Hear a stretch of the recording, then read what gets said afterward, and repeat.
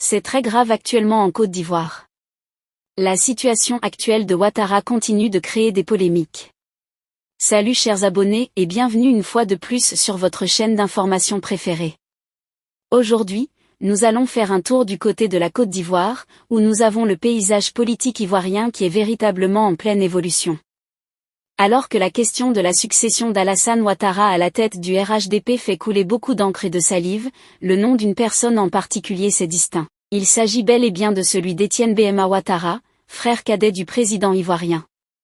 Le RHDP, Rassemblement des Oufouettistes pour la démocratie et la paix, est aujourd'hui à un tournant décisif. Avec Alassane Ouattara à sa tête depuis plusieurs années, le parti politique a su consolider son pouvoir. Mais la question de l'après-Ouattara reste véritablement très cruciale. Notamment en ce moment à l'approche des élections présidentielles prévues pour cet élu dans le pays en octobre 2025. Qui pourra donc prendre la place d'Alassane Ouattara à la tête du RHDP en vue des élections présidentielles prochaines? Selon les révélations actuelles, Alassane Ouattara ne se présentera pas pour un 4e mandat.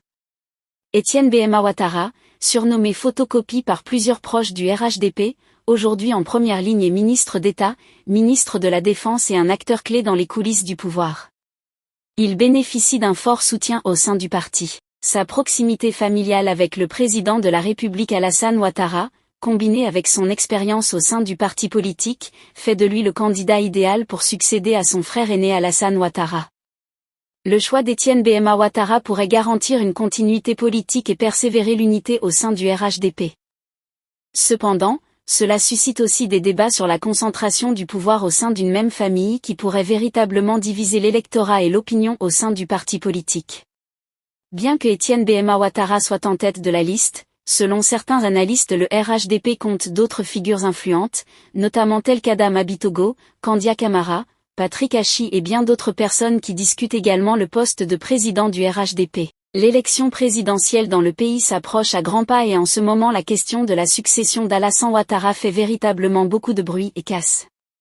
Selon plusieurs révélations, celui-ci ne pourrait pas se présenter un 4e mandat vu son état de santé actuel, ainsi que le coup de fil que celui-ci aurait eu avec l'ancien président français Nicolas Sarkozy, comme nous l'a révélé tout récemment Jeune Afrique.